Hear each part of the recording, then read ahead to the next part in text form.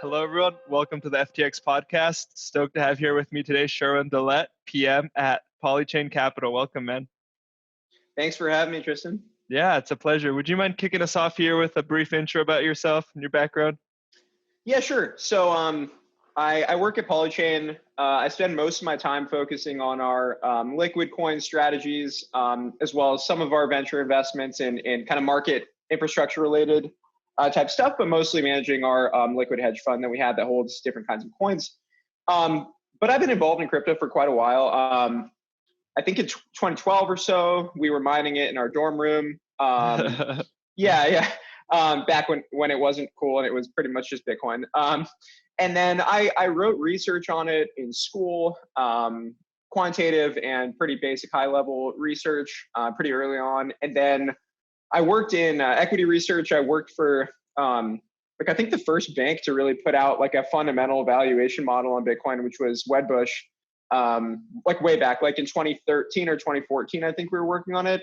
And then I worked at a large market maker, Susquehanna in the US, but then eventually ended up at Polychain, where now I do pretty deep research on crypto. So yeah, that's what led me here. Man. What would you say Polychain Capital is? I mean, would you run us through a few of the arms and what you guys are up to? Sure. I think, yeah, we're a little bit more quiet.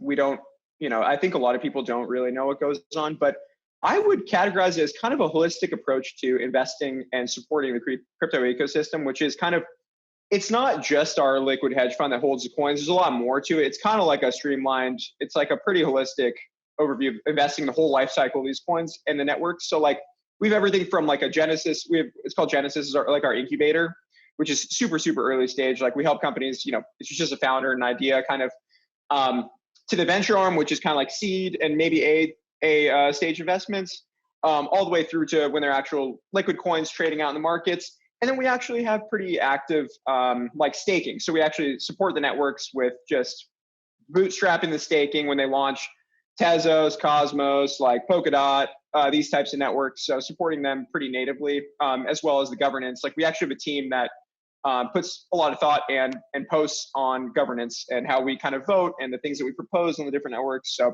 it's kind of a pretty holistic view across all.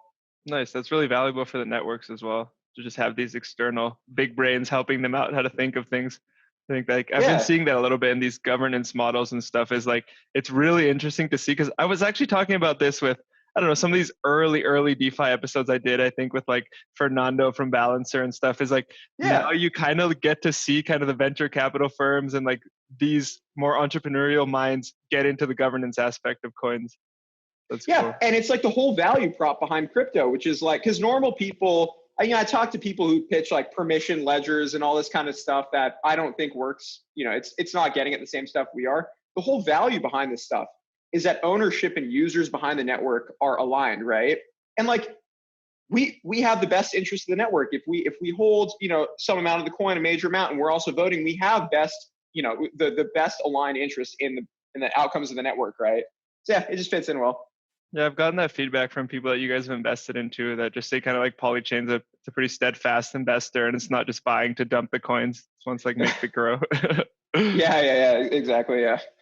Is that also why you guys are more careful, so to say, on your investments? Yeah. So I think it's like, because when we invest in them, we hold them for quite a long time, and in crypto, quite a long time this past a few months. So exactly. How would you define, well, I guess two threads here. One is when you're looking through projects, how is your methodology? Like our methodology, how do you go through this and say like, this makes sense, this doesn't make sense? What's the system for you personally? Yeah, sure. So I think when it's adding them to the liquid portfolio, I think the most important thing that I actually think about when we're chatting on how to weight and what to add, or decrease our position size. Either way, it's just knowing what time frame we're on, right? I think a lot of people don't think about that when they're investing, which is like, are you bullish, short, bearish on like a 1 month time frame, or is this like a 12-month time frame? And what you'll find is a lot of times there's actually, it's pretty backwards, right? In the short term in crypto, you have a lot of like sentiment and narrative driven movements, which will either heavily discount something you could really like through long term, which would be a great opportunity to go in and actually buy it, because for us to accumulate it takes a bit. So we really have to go against a lot of those movements, right? Networks where something's really capitulating and we think it's pretty opposite, right? But the key theme is, obviously, regardless of that pretty vague talk, which is like some balance between short and long-term price action, right? Whether it's, how it's going against your own conviction, is actually what are the traits behind the network. And like, it's mostly just investing in networks that do stuff that we otherwise couldn't get, right? Like, I think Wi-Fi is a pretty cool one, right? Where like a common, like I guess kind of a thesis that we've believed in for quite a while, which is like, because we've invested in DeFi for a long time, right? And we've kind of invested in a lot of these seed stage companies like Compound, DYDX. Have done this stuff for, for a while, which is like liquidity will flow everywhere, right? Like the mantra right now is like, oh, software will like eat the world or whatever, but it's like markets will eat the world. Liquidity in markets will eat the world. And things like Wi-Fi, we invested in kind of like a decentralized pool called KeeperDAO recently, which is like this is the connected tissue behind markets flowing continuously, and that's where we're going, right? Which is networks like intelligent aggregators and like Wi-Fi, and then like places like KeeperDAO, right? Which just constantly keep the liquidity flowing. And do things that we otherwise like couldn't get right in the ecosystem, and that they solve for pretty big problems, and that are somewhat defensible, right, in the longer term, which we've seen come into question recently on networks like Uniswap and with like Sushi and this kind of stuff. But like in long term, it's stuff like that like now allows like pretty unique things to happen. So yeah. And how did you kind of shift into this DeFi mindset? What I imagine Compound was one of the factors there, but how were you able to internalize what the potential is here, and what do you think the potential is here? Yeah, it's an interesting question. I think like, because I came from the world of equities and equity derivatives, and then when you see what goes on in this space and the like bounds to capital that it has, like there's very little constraints, right? So like your actual barrier to entrance for new product types and different product structures and just liquidity in general, how accessible it is. You come in this space and you're like, whoa, you didn't know things could evolve this quickly, as we've seen with liquidity mining and all this kind of stuff. So when you just compare it to the normal world, like you can't have flash loans in normal markets. Like you're not going to see flash loans. The markets are closed on Saturdays and Sundays. Like people don't get that, and like arbitrary hours, right? And I think that when you look at the market that trades this stuff, like retail, and it's going to increasingly institutional in our space, but still mostly retail, they're going to want just basic things like a 24/7 market, which is the way that it should be. Capital should be able to flow without bounds, right? So it's stuff like that. And it's not like we predicted this kind of movement to the T and all that, but I think in the general direction of it, where, any venue that allows liquidity to form quicker and easier, it's just going to grow like bacteria, we think. So yeah, just at a basic high level, yeah, that's kind of how we thought about it. Yeah, I wholeheartly agree. Compound found that. Yeah. So for example, today I have my family visiting right now, and my mom came by the office with her friend, like lifelong friend that works at Google, and he knows almost zero about crypto and blockchain. And we just chatted for half an hour, and I showed him Aave, and I showed him Serum, and I showed him Serum Swap, and his mind was blown. He was like, seriously, his mind was blown. Incredibly intelligent guy, leads like one of the biggest divisions on Google Earth, had never heard about any of this stuff. And now I just set him up with a MetaMask and a Solid wallet. He's going to go, he's like, oh, so how do I get 6% a year on my USD? Like, I'm going to go do this. Oh yeah. Dude, well, yeah, exactly. I've told my parents the same. They like got to get their, microscope out to go look at the micro bips that they get on their USD in their bank account. I'm like, just go do this USDC thing on BlockFi. Look at what you're getting there. That's not even talking about DeFi in general, but like just friggin' BlockFi. It's the easiest thing you can do. Totally. Yeah. It's yeah, we'll see how it expands. But yeah, I totally agree. I think the paradigm is shifting. Like for me personally, my aha moment was more than anything just my interactions with the legacy system. So for example, I'm from Hawaii originally. My only real bank account is in Hawaii. And dude, I can't send out so I'm not in Hawaii right now. I can't send out a wire from my Hawaii bank account unless I go there in person. Nothing I can do for them to send out a wire without me there in person. Like these kind of things make me so bearish. This has been my overwhelming thesis behind crypto since I first got into it, right? When I very early on, I looked at it and learned about dark web and all that and how people could send value. And the And I'm really happy that people still don't understand the value behind crypto, because they look at it and go, oh, price stability, it's not a store of value. What can you do with it? Go move a gold bar around, right? People in China with just capital flight alone around the world, they're just literally sticking gold bullion in an airplane and trying to smuggle it. And when you see that, you know that something's not working. And, you know, yeah, totally, man. Like, and you could join. I remember back when Ethereum started trading on Poloniex.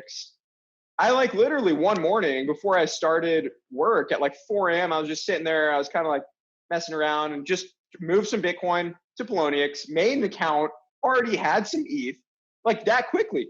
If I want to go on like one of these old fossils, like, you know, Interactive Brokers or Vanguard or whatever, Fidelity, it'll take me like a month just to get that stuff going if they're actually working, unlike Interactive Brokers today. So sorry, I'm just like, no, and no need to be formal here. Man. Yeah. I mean, no need to be formal here. These people are putting gold bars up their ass to move it out of China. You know what I mean? Like, when you could just send a Bitcoin transaction or have a ledger and no one knows what it really is. As long as you have the liquidity on the back end, right? Which the liquidity is picking up quite a bit, you know. And like my family's from Iran, right? We're Persian, and it's so fragmented. Like when you go there's like one exchange, KYC'd heavily, but the local Bitcoins market, like the actual Craigslist type peer-to-peer market, is picking up heavily because of this, right? It's so much easier than paying for like this bank wire, you know, the charges 10 to 20%. Like someone moved like $1 billion on the Bitcoin blockchain, I think like a few weeks ago, and I don't even know what they paid, but it wasn't, you know, like it wasn't that much. Something like that. Yeah, crazy. They're like, I don't care how quick it goes through, as long as it gets through. Bam. Iran's biggest export is pistachios, right? Oh, I'm really not sure. Because so from something I heard from a friend who's traveled there not too long ago, he met some pistachio farmers, which is, at least that's what they said, is the biggest export there. And they're doing a lot of their settlement with counterparties in Bitcoin because there's so many sanctions that it's almost impossible to get a wire into Iran. So they're using crypto now for just like commerce. And like same thing happening in Brazil between China and Brazil, same thing, using Bitcoin to settle. That actually that wouldn't surprise me very much. And I know that even within the country, with people I've spoken with, like just to get your currency, let's say you sell a property like real estate or whatever, and you convert it to dollars or something, you have like a very heavy restraint on how much you can convert, or even like wire out to the US. So it would take you like months. And actually, when you face the inflation there, it just makes sense for you to just buy another property in that time. So it'd be interesting to see how crypto mixes it up. So, but yeah, the pistachio, I mean, that doesn't surprise me. It's pretty crazy. Yeah, it's cool to see. I mean, that's the real adoption we need, is like people taking leaps and bounds. What we're all doing is really cool, and we're laying the infrastructure and the groundwork for the real things to take off. But at least for me, the real deal is when your common day layman or whatever, you know, this guy from Peru that's working in the States doesn't have to go to Western Union and pay 15% on fees. He just sends some crypto across, you know, and then his family can easily exchange that for Peruvian pesos or whatever. Yeah, totally. And actually, a funny thing that I didn't mention is I worked in 2013 or I forgot when, 2013, 2014. My buddy made the first Bitcoin ATM machine in San Diego, where I used to live. And it's the first one. It's called Genesis Coin. And basically, I worked for him putting up the first Bitcoin ATMs pretty much in the world. Yeah. And the most common activity that we had was one on the San Diego part of the border, the US part of the border, and Mexico. And then one directly in Tijuana, right on the other side. And that was of all the places we had, of Canada, of even South America, the heaviest flows were actually right there between Mexico. And it was actually a lot of what you're talking about right here. Just workers sending money back and forth, where otherwise they'd be taxed heavily or face a lot of, you know, I don't know, liquidity constraints and different costs. But totally, it was pretty crazy to see that just actually work.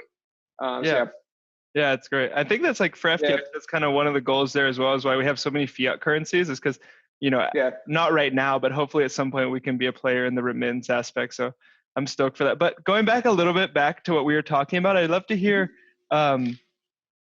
how you or a firm does the research. So I know you gave me the methodology of how to think about it, but like, where do you start? Where do you start on this stuff?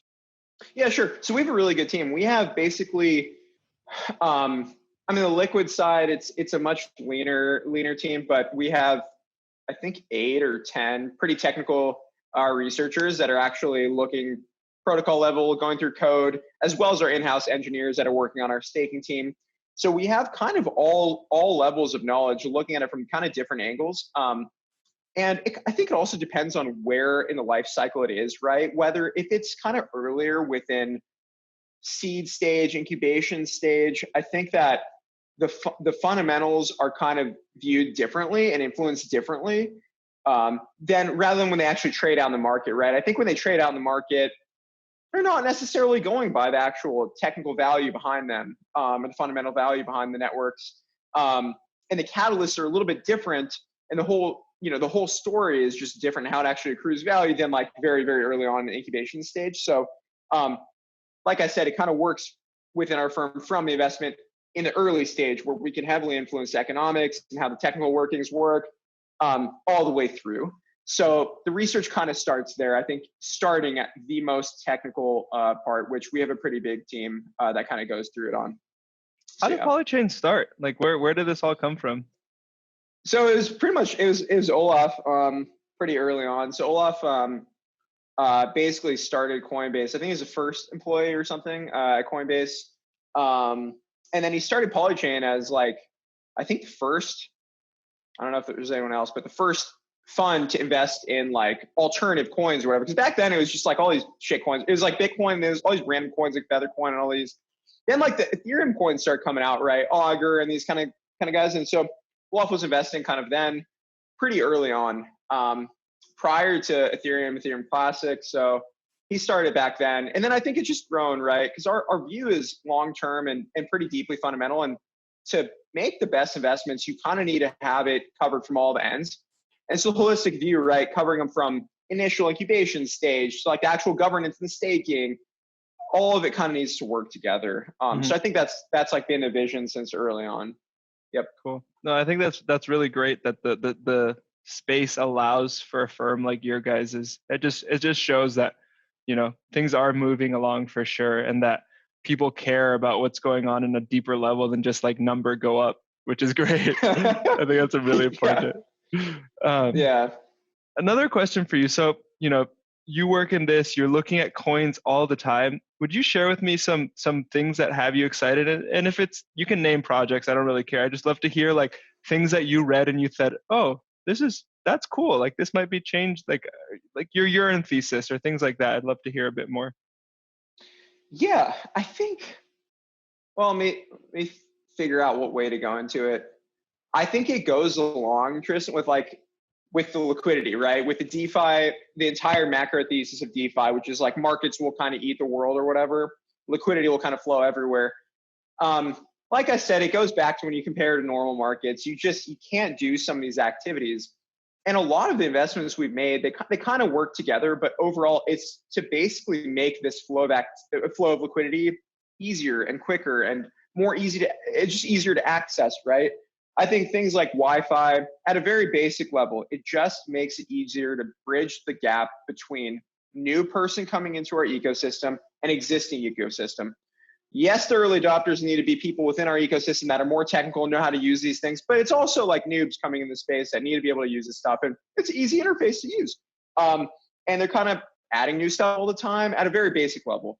And then something like KeeperDAO kind of approaches it in a different way, where liquidity and efficiencies, right, also need to be expanded, right? That's like the connective tissue between all this, which is like, we've seen some protocols become exploited, right? People do kind of flash loans or whatever to exploit different protocols and different levels. And something like KeeperDAO has actually been used in some of these exploits. Just traders come in, they see some opportunity, they borrow from the pool, execute whatever they're going to execute on, and return the money, right? And over time, people, I think, to the audience that looks into crypto from the outside, they go, oh, it's just like cowboys riding around and messing up protocols. Oh, it's just really messy. But you need that kind of arb and that pressure to come in to make things more efficient in the long term, right? More volume, more access to liquidity. And I think that's what these things are at a very basic level giving. And so over time, we'll make more investments in this, but I think those are the most appealing places to invest in, because we just need to bridge the gap between, it's like what you and I were talking about right now before this call, which is like just the interface and the basic infrastructure for people to get in. Like people can't even, normal prop shops, like prop shops that are somewhat familiar with crypto can't even trade in it, because how you can go trade on some wallet like MetaMask where you have one user? Like there's no multi-user access or anything like that at the very basic level that we need in the ecosystem.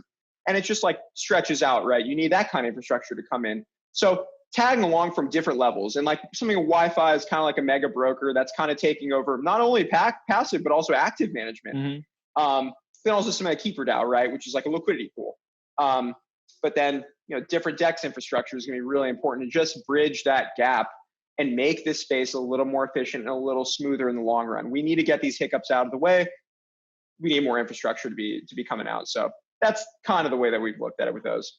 Yeah, that makes perfect sense. And for you personally, what are some of the drivers that are going to get people first, the early adopters that are going to, because I would say we're still probably the innovators, and like, who do you think the early adopters are going to be that are going to get over here and try out this stuff and help solve more of the hiccups? And like, how do you think that'll progress? You mean like from the traditional space? From or like normal people that aren't familiar with our space? I think just making it easier to participate in the ecosystem, because for example, like even when you and I were talking about, just take your USDC, go to BlockFi. That's a whole process. Before I had to go to, like if I'm grandma coming in, I'm like actually looking at like mid-aged person, our parents, something like that, coming in, how are they going to participate? They're going to be kind of that bridging factor. Well, before, to go and land your USDC and get some of that yield, got to go to Coinbase, got to take your dollar, move from the bank account into USDC, move that USDC to somewhere like BlockFi or whatever. And that's a central solution, right? That actually takes you still got to check over the address. It's still a little bit difficult to do. There's still some friction. Recently BlockFi announced that like you can connect with your bank account or whatever. Okay, that's eliminating a little bit of the friction, right? Just being able to eliminate that friction even further and have people participate in even more. Like having people participate directly in Yearn in these different kinds of strategies with a single click, with a decent interface from their bank.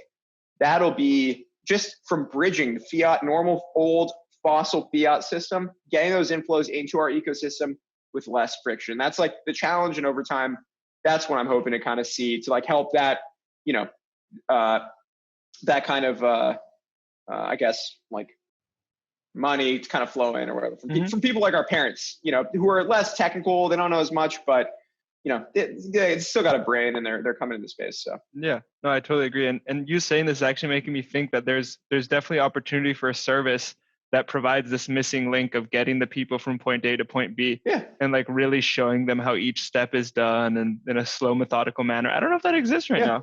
Like, I don't know if that exists. Like you go to BlockFi, they show you their side of things. You go to Coinbase, they show you their side of things, but there's nothing that's kind of connecting everything in a really coherent manner so people can come in and do these. Hey, listeners, there's a business idea right there. I think it could be pretty JP good. Morgan, if you're listening, JPM coin, this is where it's going to come in. Nah, I'm just kidding. Yeah. But I mean, come on, like if people were paying $3,000 for fucking Tika Tawari's newsletter, they would pay for something that shows them how to get 6%, 8%, 12% on dollars and stuff like that. Yep. So. Totally. What are some of the stuff you're working on right now? Is there any stuff you're excited about? I mean, right now, focusing, I think I've been looking a bit more on the macro. I've sat through a few crypto market cycles, right? And if I can get more into macro too, I think maybe that would be good. But like with Bitcoin and within our entire ecosystem, right? We usually have traditional assets and their correlation to Bitcoin, which is our macro asset, our like baseline reserve asset, to alts, right? Where like are we in these cycles? And now we've recently had Bitcoin run up, and by historic standards, it's actually not that much. But since I've been in the space, I remember in like 2012, 2013, it didn't take that much inflows to actually move Bitcoin, right? Because liquidity was little, it was very minimal. And as we've gone on, right, it takes a little more to move it. But then within each of these cycles, understanding where we are within our own risk spectrum with alts and these like new assets or whatever versus Bitcoin. And I think recently it's been interesting because, again, we've had like big people talking about Bitcoin and all that. But I like to go into market structure a lot to see really what's going on, because like even a year ago, last summer, right, Bitcoin kicked up a lot. It kicked up great. but the quality of it was a little bit different than now, I think. It was a lot of alt money in a pretty bear market, zero sum swashing around right into Bitcoin. A lot of it was derivatives led too.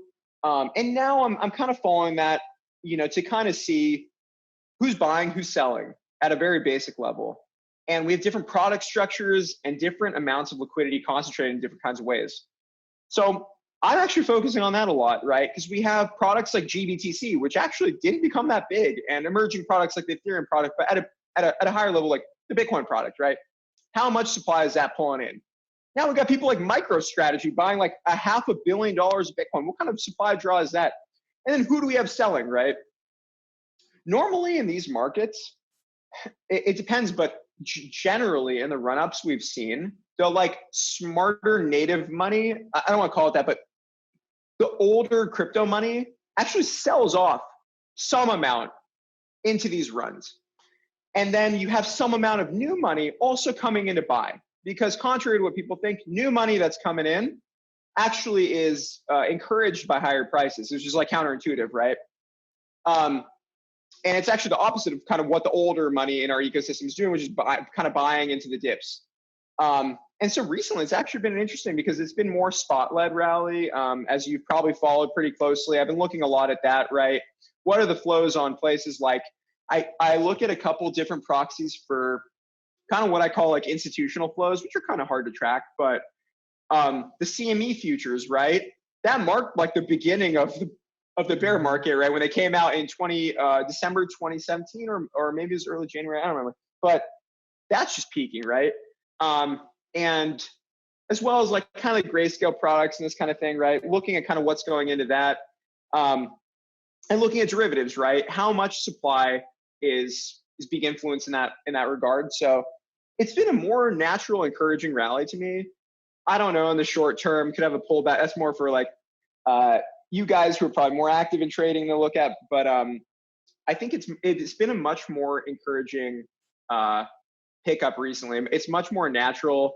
There's not been that much hype around it, right? 2017, it took like everyone and literally their grandma coming in, like texting me like, "Hey, should I buy Bitcoin at 20K?" And like that's what was fueling it. Now it's like people are picking up on it a little bit, but it's not as much as you'd think. So yeah, I've been following that a lot.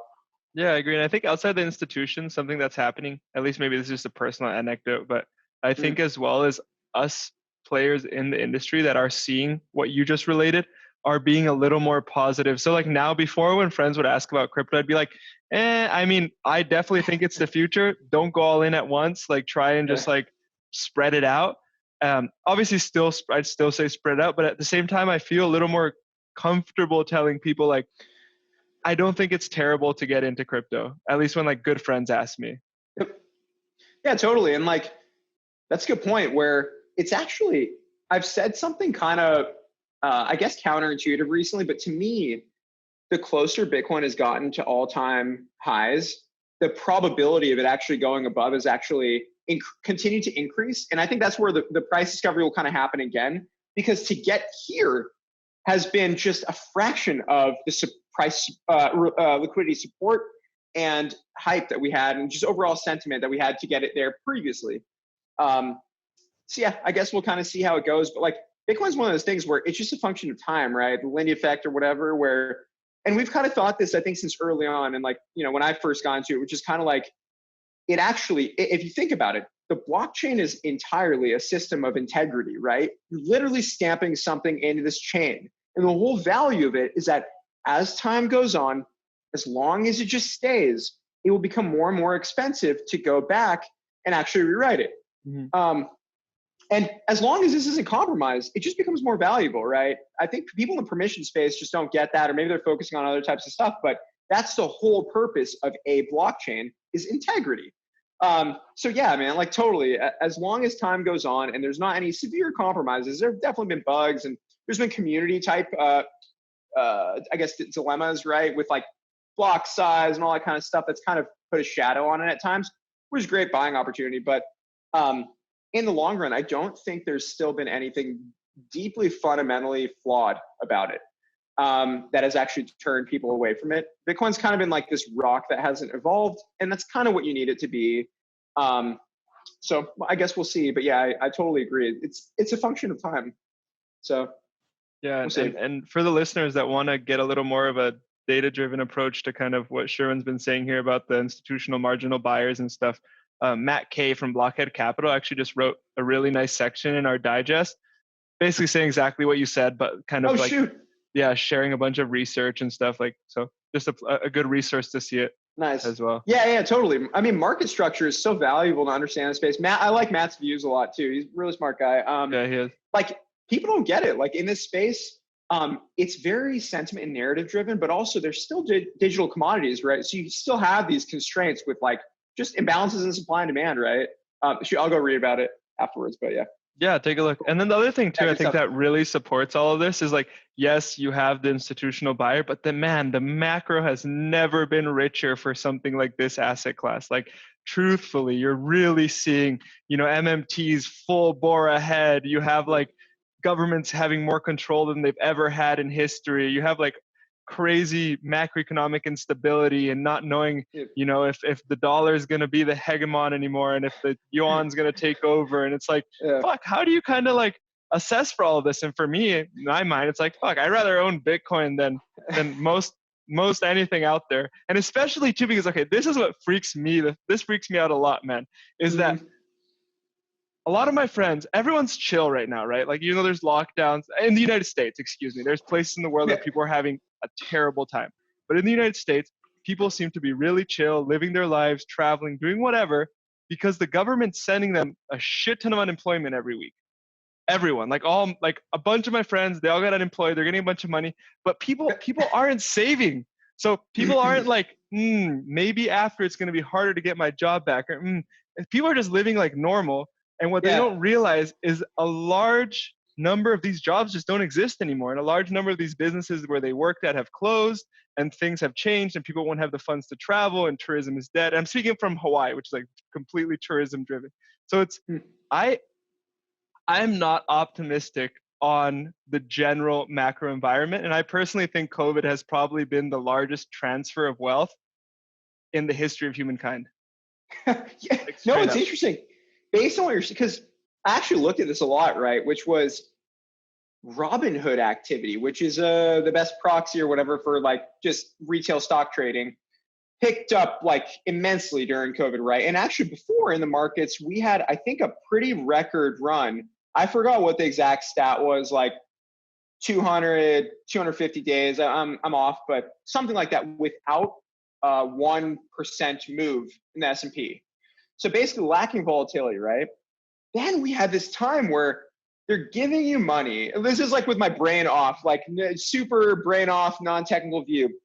They're giving you money and you're sitting at home and you're basically starved of like risk and volatility and all that. These people are just going in. Yeah. And now it's kind of, I don't know if it'll continue, right? But like I was actually trying to track this, which was dollar flows into the ecosystem.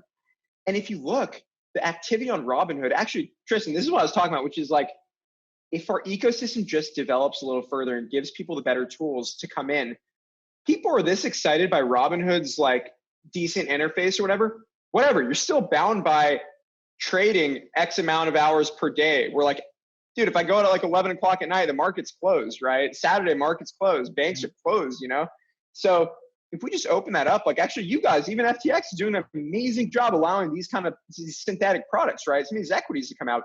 Yeah. And it's early for them, but the market's there. These people are hungry for even more. I mean, the Bitcoin trading on Robinhood is not really real Bitcoin trading yet. I don't even know if they have extended. I think they have extended hours. Maybe I'm actually not sure on that, but regardless, the appetite is there.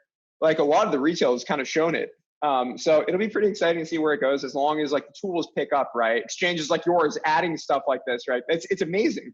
Yeah, I mean, and I spoke with someone, and I know that basically PayPal is going for the full crypto native approach too. It's not just going to be this proxy holding and stuff like that. So that'll be a good push. And then one thing I just want to say, just so you know, the stocks on FTX are actually not synthetic.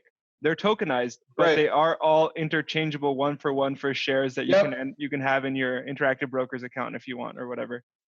I mean, that's amazing. If you can trade those things all the time, and like as we add, because in our space, all of our trading products are kind of like normal trading products in within normal markets, just on steroids with completely different dynamics, right? Even the perp swap is like an entirely new thing.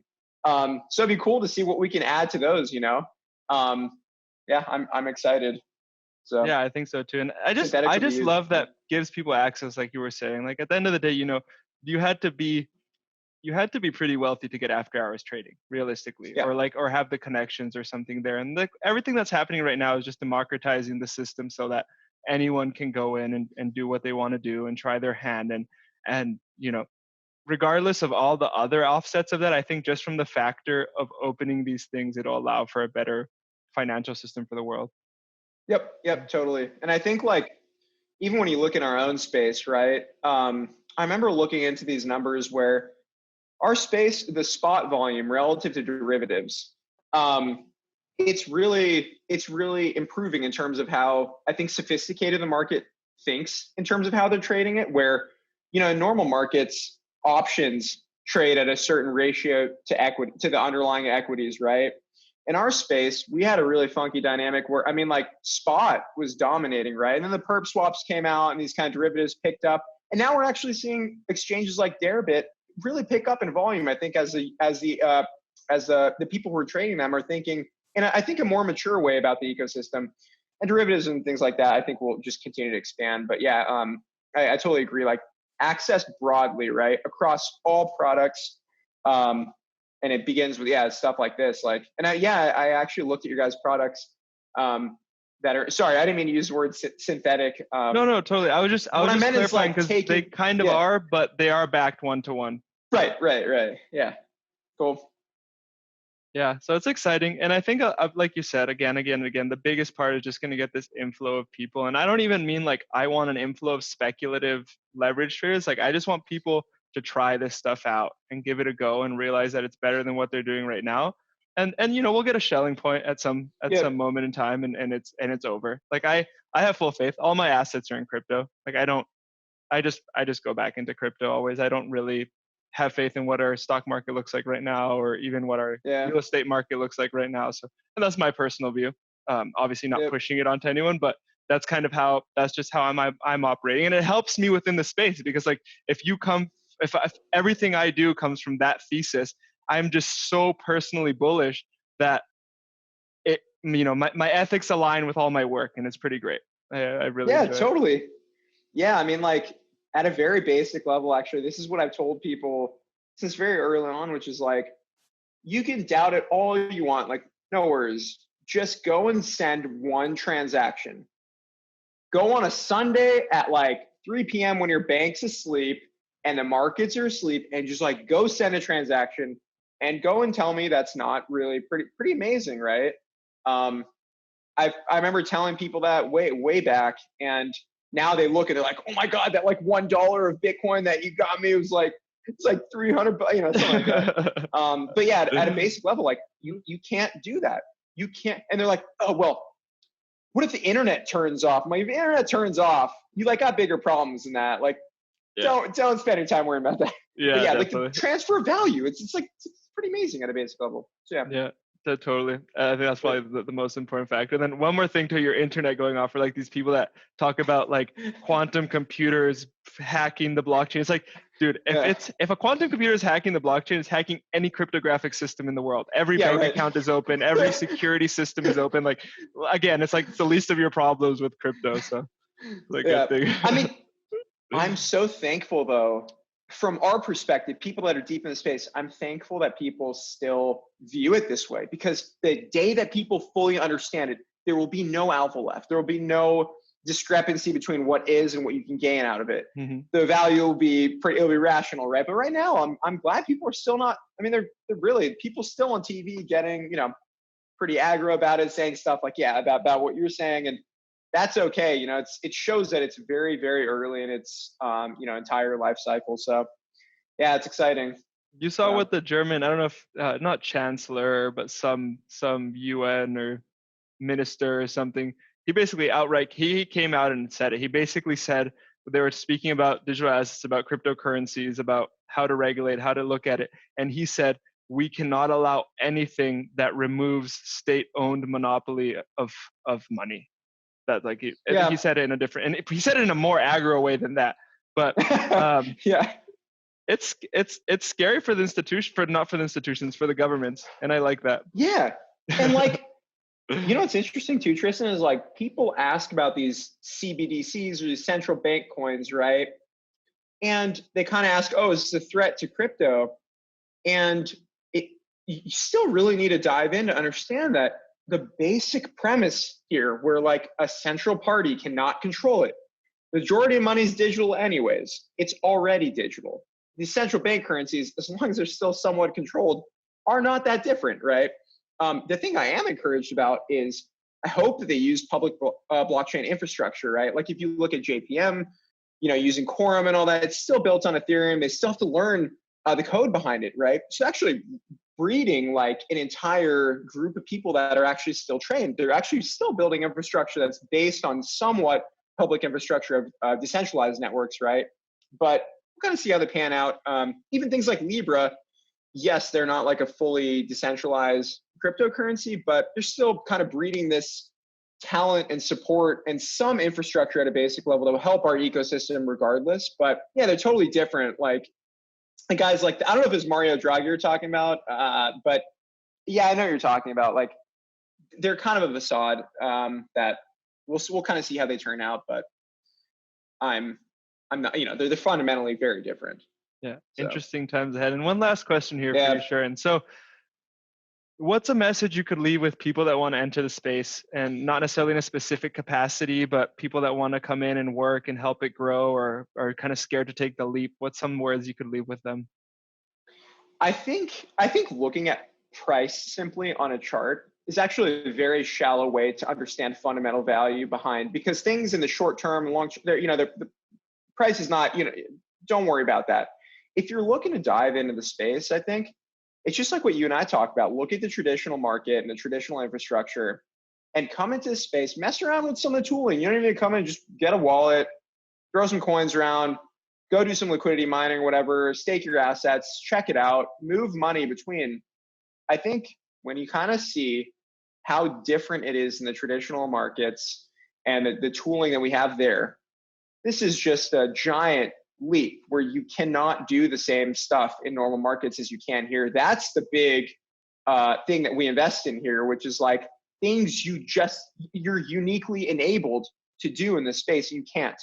It's not like taking, you know, some bond and putting it on some permission blockchain. Okay, great. Porting old world assets. It's like being able to allow liquidity to flow and have these new markets where you just can't otherwise get, where you're bound.